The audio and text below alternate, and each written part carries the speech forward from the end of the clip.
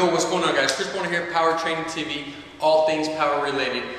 Just got done reading another question from a guy. He was telling me about he was reading Elliot's, I don't know if he had a video or an email where it was the electric method, basically where you're holding almost like, I guess, a pose as he's describing.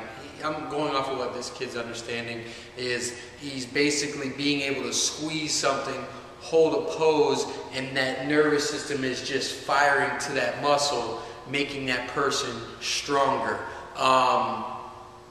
And he's asking me, he doesn't have access to weights, I think, but in 2 months he needs to be really strong. So he's wondering how he should do this, what tempo he should do, if he should just hold it or whatsoever. I don't really know what you're training for, what you need to be strong for. I haven't really experienced Elliot's electric method, nor have I sat there and tried to squeeze my muscles in pose, but I can tell you I've experienced two things. Two quick things that I'm going to tell you that I can offer you from my experience. My first one, my brother-in-law. My brother-in-law has been with my sister since I can remember, since I was in elementary school, and this dude was a complete badass. He was on like ESPN2 back in the day, that Paul Mitchell shit, where he was just a martial artist to the T. Like, he would go around to like every place in the city, whatever it was, taekwondo, kung fu, whatever, and he would like try to maximize it and get the black belt and then leave and then start over. Like, he was just a badass. But one thing he really studied, like Bruce Lee, and he was telling me how like some of those old guys just used to do that. He was never really big, but I'll tell you what, his body weight strength was one of the most impressive things. And the thing that always impressed me about him was he was like a cat. I don't know if his body was just naturally wired towards that or if that helped. And I don't even know how he really did that. But I can tell you, I remember him telling me about that, like, you don't even need weights. You could just sit there and just do that. So that's where I first heard it from. So I mean, and he's pretty amazing athletically. The second thing that I've actually experienced, when I played football out in Arizona, I would travel north to this guy who trained Adam Archuleta. His name was Jay Schroeder. He didn't actually train me. I consulted with him a little bit, but he had a Polynesian guy who worked for him. I think his name was Charles or something like that. Pretty cool dude. He worked with me when I was over there. I had an injury, so it was kind of tough to tell you because we were focusing really a lot on the injury.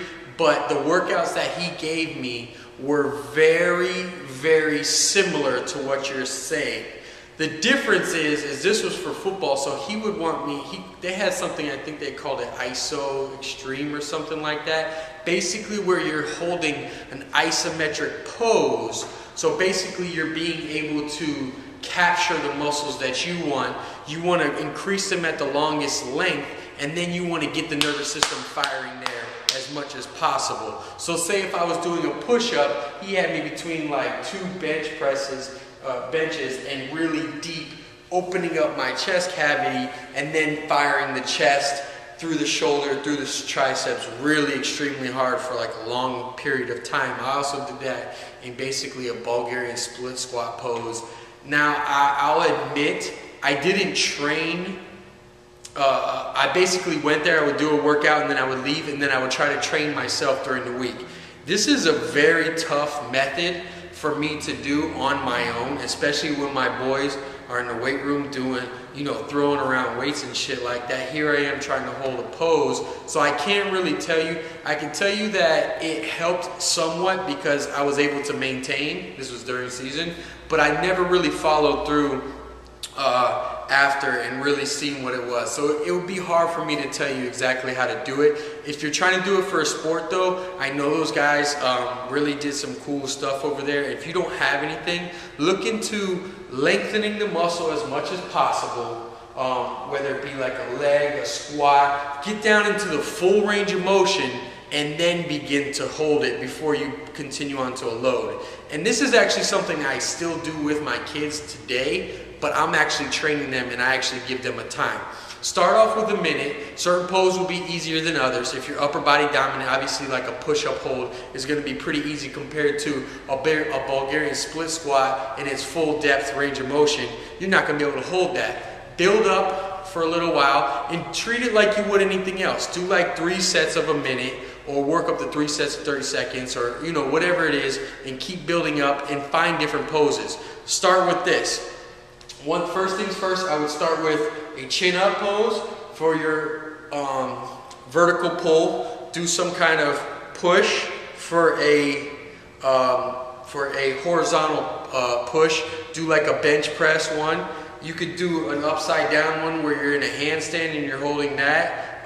For your legs, do a unilateral movement where you're kicking something up. You're in a deep Bulgarian split squat movement and you're just holding that. Do a regular squat with perfect form, and start with that. Let me know how it works out.